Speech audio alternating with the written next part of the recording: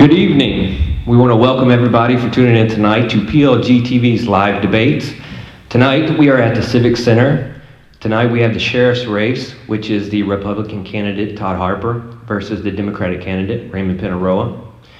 And tonight we had a coin toss in the back, and Raymond Penaroa won that coin toss, so he will be going into our intros first. To my left here, we have Forrest Berkshire, the Kentucky Standard. He is the editor. He will be answering some of the questions this evening. And to my right is Randy Patrick, reporter for the Kentucky Standard. He will also be asking questions tonight. Now for the candidates, for your opening intros, you will have 2 minutes each. Now we do have a timekeeper to our right here, Scott Cedarholm, which everybody knows.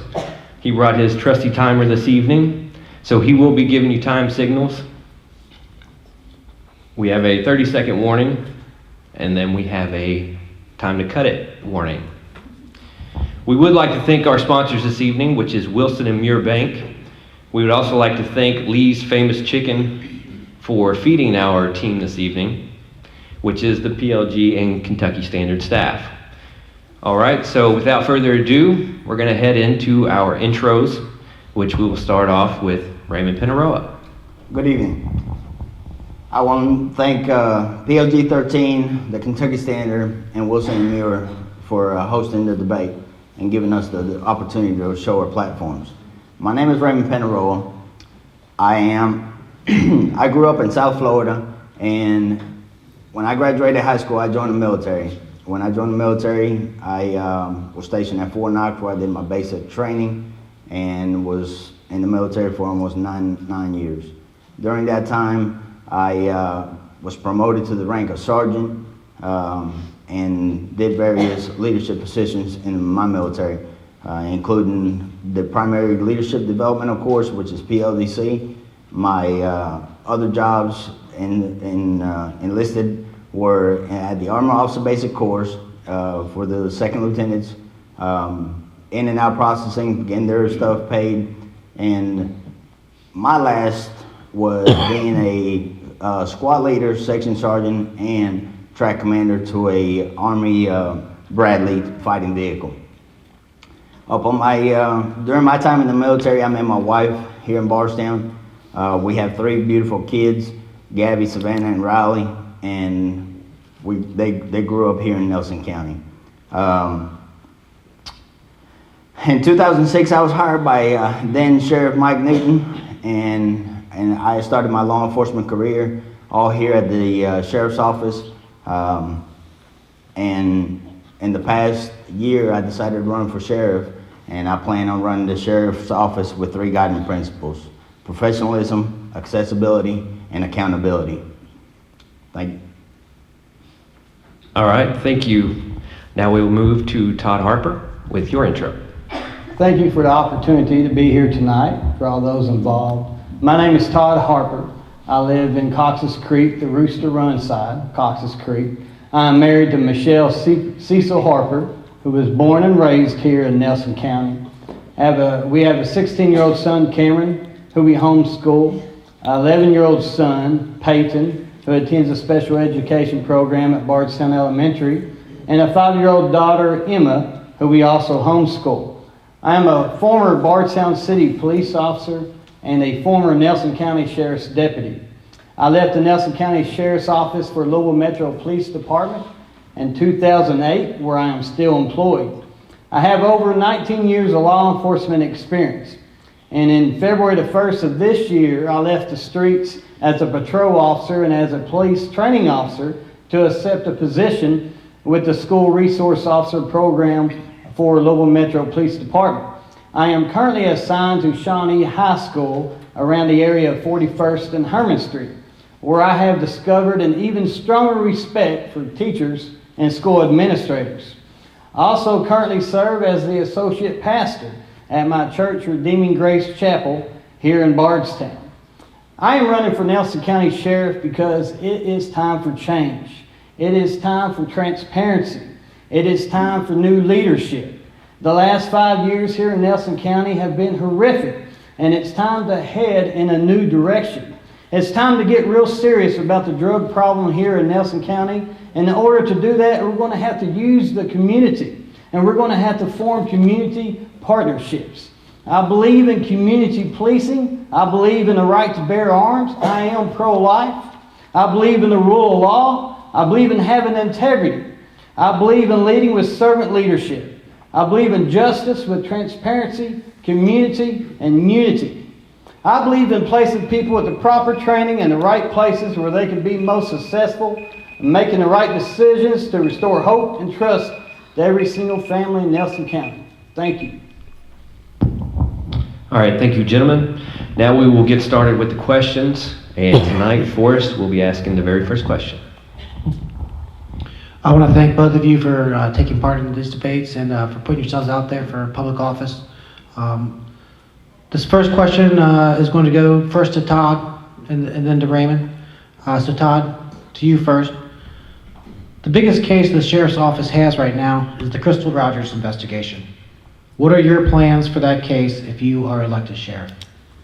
Well, it is my understanding that the lead detective might retire shortly thereafter the election's over and new sheriff takes place. I want to bring in a detective, and I've labeled it a cold case detective, which have made some people angry. I think their definition of cold case is different from mine. When I Google it, it says cold case, an unsolved criminal investigation which remains open pending the discovery of new evidence. So that is what I mean when I say cold case. I've never said that the detectives or officers or anyone involved with that case hasn't worked very hard or hasn't still working very hard. I've never said that. I've said the exact opposite, even if it doesn't make print. However, I do believe we need to have a detective solely investigating that case. I believe it's important. I'm knocking doors all over Nelson County, and they're telling me that is their concern. They are the taxpayers that fund the sheriff's office. Why wouldn't we as a government and a law enforcement agency provide them what they want? They want this case solved, and I believe we should fund that as much as we can and concentrate on that and make that a priority as our local government. We should be doing that. We shouldn't be worried about making ourselves look good, but solving this case and doing what's right. And that's what I want to do as sheriff. I want to do the right thing. I want to do the right thing for the Ballard family. I want to do the right thing for the citizens of Nelson County. We have a killer on our loose, either a serial killer or we have multiple killers on the loose. I don't know. We need to find out the answers to those questions, and that's what I want to put a priority on doing. Thank you. And now to Raymond. And anytime, if any of you need the question repeated, just let me know. Could you repeat the question, please? Sure. The biggest case the Sheriff's Office has right now is the Crystal Rogers investigation. What are your plans for that case if you are elected sheriff? Forrest, if I'm elected sheriff, Todd is correct. John Snow has got 6 months to retire, and he has not come to me or said that he's going to retire at the 6 months. My plan is to have John Snow continue the case until the day he tells me he's leaving. If not, we will work just like we have for the past 3+ years. I have talked to several retired law enforcement officers that have investigated murders throughout the state and in Louisville. So the guys at the sheriff's office are very much in the same page of solving this murder or any other murder that we are in charge of. So with that being said, I would contract somebody out to come in and look at the case or cases and continue working it. He addressed the issue about the cold case. Cold case is basically an open case that sits on a shelf and nobody touches. That's a cold case. And you will continue to work it. It's not a cold case. So it's going to be an investigator or a detective that comes in and continues to work on the case. All right, Todd, I believe you had a rebuttal. Yeah, I mean, Google it. Google the definition of cold case, an unsolved criminal investigation which remains open pending the discovery of new evidence. that's the stage we're at. I'm not saying that anybody's not currently working on the case, but discovering new evidence. And Raymond Pinerio also said on August the 14th, in response to my Facebook post in regards to a cold case detective, he stated that it was a great idea, that have a detective for that would be a great idea, a special detective. And but then he said that in order to do that, the cost would be equivalent to 2 road deputies somehow, and that he didn't think it was financially able to do that. And then he said that he was interested in 3 to 6 month contract period with the option to extend the contract with them as the case progressed. And this was on his Facebook page. So, and now he's saying that Detective Snow will continue to investigate it until he retires. So I'm confused on what actually that answer is going to be. Would you like to rebuttal? I don't know why he's confused. If John Snow's not retired, he will continue to work. He's the lead investigator in Crystal's case. Flat out. Don't put words in my mouth. Second of all, we will and hire somebody to come in and look at it. And that's what we'll do. Todd? I didn't put words in his mouth. I read it off his Facebook page. I don't know. He just said he's going to hire somebody to come in and look at it. But yet, John Snow's going to continue to be the lead detective. And I have no issues with John Snow's ability to investigate any case. I know John Snow. He's a friend of mine. And he is certainly competent enough to investigate this case. But my concern is that he may retire. And if it is within 6 months, it would be nice for Detective Snow to be able to bring a cold case detective, or whatever title you want to give it, up to date on where that case is at. I think that is very important. We don't need any gaps in that. So that's the way I understand it. All right, I believe we're going to move on to the next question. Randy? All right. Raymond, you've mentioned adding a narcotics officer to work strictly on Nelson County. Would you keep a deputy detailed to the greater Hardin County Narcotics Task Force as well? And are you talking about replacing a road deputy or bringing in a new deputy? Randy, good question. The narcotics detective that is assigned to the Greater Hardin Task Force will continue to be assigned there. I'm adding a position as a narcotics detective. All it is restructuring manpower and utilizing new resources. I will have an extra body that I can deploy as a narcotics detective to work with them and be strictly for Nelson County.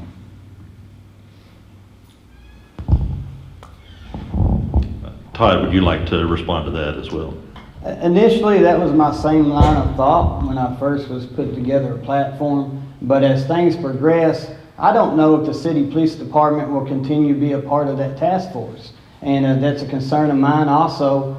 One of the things is when you're a part of the Greater Hardin County Narcotics Task Force, they have a federal grant that they're a part of that pays for every bit of the overtime that they get when they're conducting an investigation. So I believe I would add to the Greater Hardin County Narcotics Task Force. I would have 2 detectives working with that task force because it's time to do more about the drug problem here in Nelson County. There's a way more access to things that they have on a task force that locally we wouldn't have access to. They're already working out of the sheriff's office and the office they have upstairs. So they're already here. So why not take advantage of the opportunity to let someone else pay the overtime? It's not costing fiscal court any more extra dollars than doing that. And I think we're going to have to do that, especially if the city police pull out of that agreement and create their own task force. We're going to definitely, it's safer to have 2 people working together versus just one.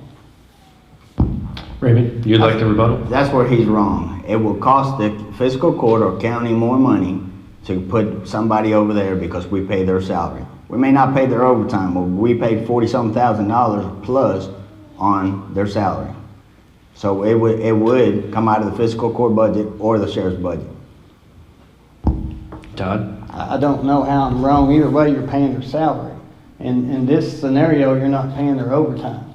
Either way, you're paying their salary, either way. So what you're not paying is for the extra manpower that you draw from the task force from the other counties. What you're not paying is any of the overtime that they cure while they're investigating cases. So, and it's saving you money.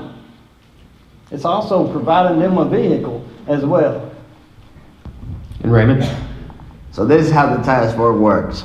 If they work a case, whether it's here in Nelson County, Hardin County, or any other counties that they work it, that money that they seize goes to the task force. Nelson County doesn't get a penny.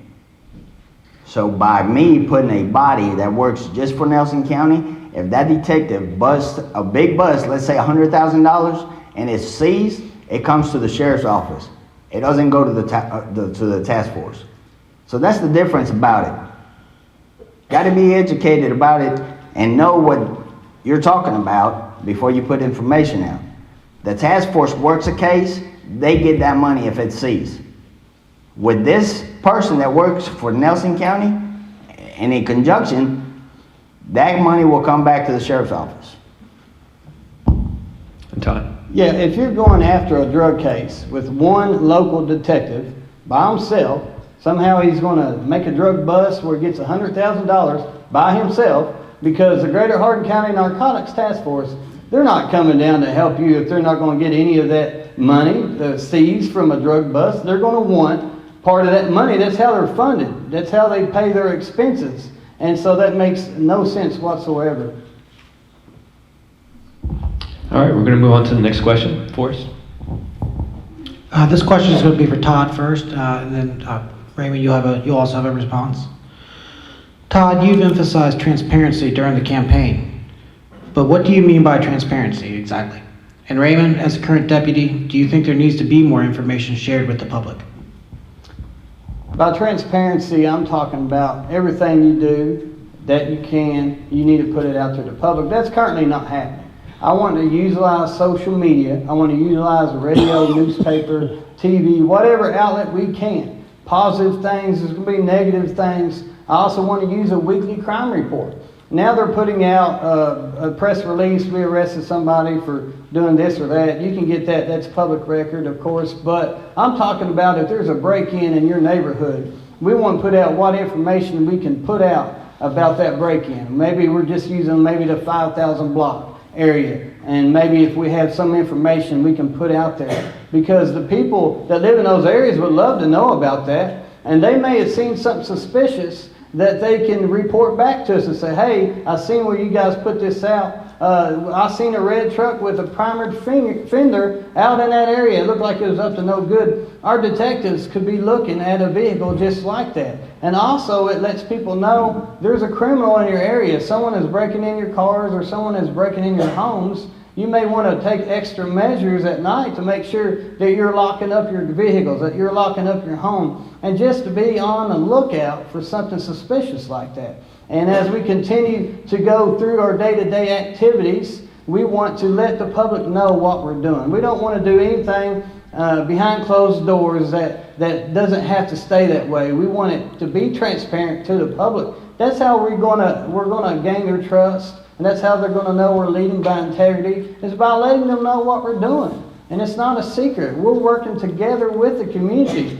We are public servants. We're servants to the public. And we need to share as much information with them as we can. And Raymond, do you think there's anything that the Sheriff's Department could be doing? Forrest, if you go back 4 years ago, when Sheriff Mattingly took over, we implemented a press release on serious crimes or injury accidents to keep the media informed, to keep the public informed. So we will continue to do that and improve on it. Back 4 years ago, the Nelson County Sheriff's Office had 2 Facebook pages. I looked at it, deleted one, created one. It had a little bit over 1,600 likes on it, and it's moved over, I believe, over 11,000, if I'm not mistaken, if not more. So we're moving from 4 years ago to today. It's already moving forward with releasing information and stuff like that. Just keep in mind, you can release a lot of information like he thinks he can.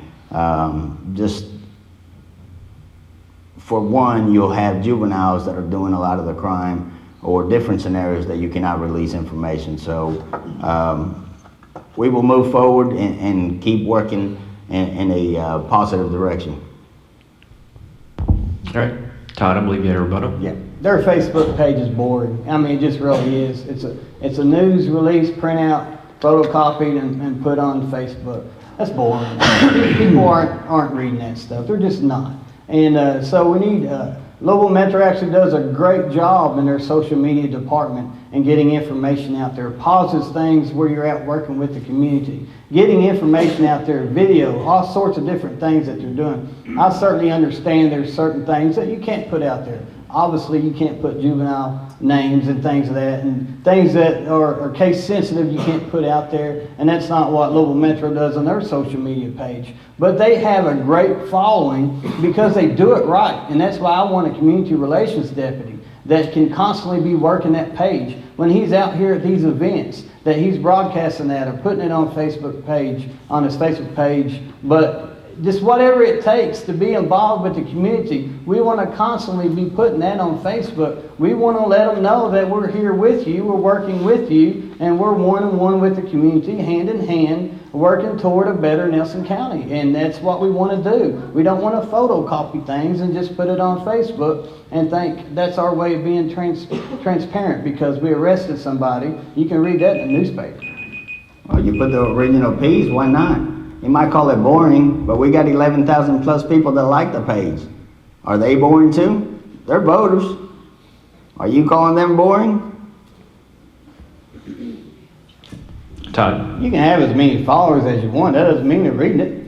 I mean, I follow stuff. I don't even read that. You're right about that. I'm talking. But I just scroll right through it. I mean, if it's boring, it's boring. I may like the Nelson County Sheriff's Department because there might be something on there that catches my attention that I would like to know as a citizen. But most part, most people aren't reading those type of letters. They're just not. And I appreciate the efforts in being transparent and doing that stuff. That's good. It just can be done better.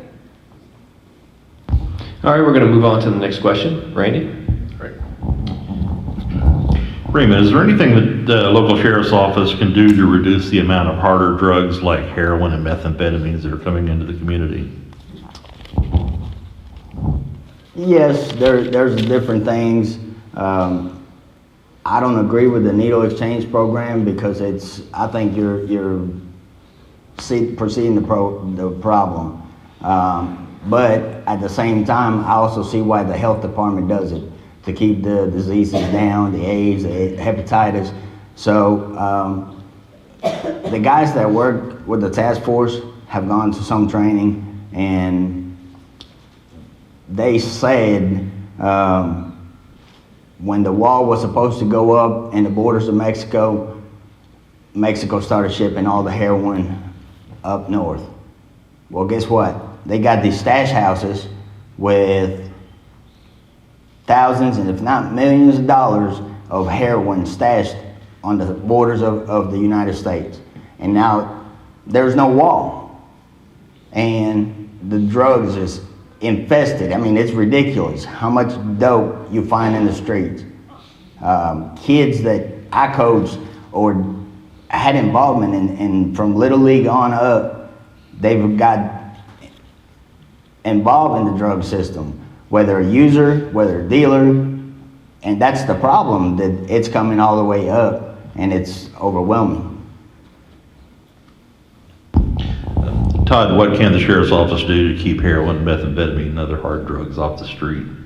Well, I think we've got to certainly work with the community on that. We've got to build community partnerships. There's actually federal grant and federal programs that we can be involved in. If someone has a simple possession of a drug, we should really work with our community partners to see if they want rehab, to facilitate a way for the drug addicted to get rehab somewhere, because we're clogging up our court system. We're overcrowding our jails. Some people just simply don't know how to get help. Who do I ask for help? How do I even go about getting help? I don't have insurance to get help, so it's a waste of time. But there's actually federal grants out there that have scholarships that will pay for them to go through rehab. And so, as the sheriff, we can do that at the sheriff's office. There's an angel program out there where a drug addict can come in with their drugs, surrender it to you, and you can facilitate a way for them to be matched up with what they call an angel, who will take over from there, get them to a rehab, walk them through the whole process, and stick with them to answer the questions that they have, where they can go, what they need to do financially, all of those things, because people just don't know. They're hopeless. They don't know where to get help. Once we can start doing this, we can start freeing up our time to concentrate on the actual drug dealers, the ones that are poisoning our communities with their drugs by selling it. And so we need to concentrate on them. That's how we're going to put a dent into the drug problem here in Nelson County. Raymond? Our job as the sheriff or sheriff deputies is to charge the criminal element on possession and things of that nature. I believe in drug court. I support drug court. And if the person wants help, then we can move in that step forward to move in that direction. But that it's our job to seek them the resource of it. You got to charge the criminal, because if you get a lot of this, the drug game exceeds to thefts, burglaries, and they're looking for their next high. So would you be okay if they broke into your home and stole your firearms or your valuables? No. You wouldn't want the sheriff to be in that position to put somebody in a rehab because they stole your stuff. All right, thank you. Well, we'd like to thank you guys for... I had a rebuttal to that. Okay, go ahead. If they're committing property crimes, if they committed a crime outside drug possession, that has to be dealt with, no question. That's not what I said. I said possession of drugs. We have a drug court, and I'm sure it works great. We have Weight Watchers, but a lot of people choose other avenues to lose weight because they want options. And if we're going to get our drug-addicted folks here in Nelson County help, we need more options. We need more community partnerships. There's an agency in California that seen drug-related crime drop 38% just by using the Angel program. And there's something more that we can do. I don't necessarily have all the answers, but I want to seek them out. I want to seek out our community partners. I want to seek out federal grants, federal funding that we can seek out, that we can get our drug-addicted folks the help that they need so we can see a reduction in crime, so we can clean up our county, so we can arrest the drug dealers. What we've been doing for year after year isn't working. It just isn't working. Let's try something different. Let's be proactive in getting these people help. All right, if there's no rebuttals, then that's going to end our questions, and we're going to move to our final statements. According to the coin toss from before, Mr. Harper, you will go first, and Raymond, you will go second. Thank you. I love Nelson County. I want nothing but the best for it. I live here, I raise my family here, go to church here, and I want to stay here.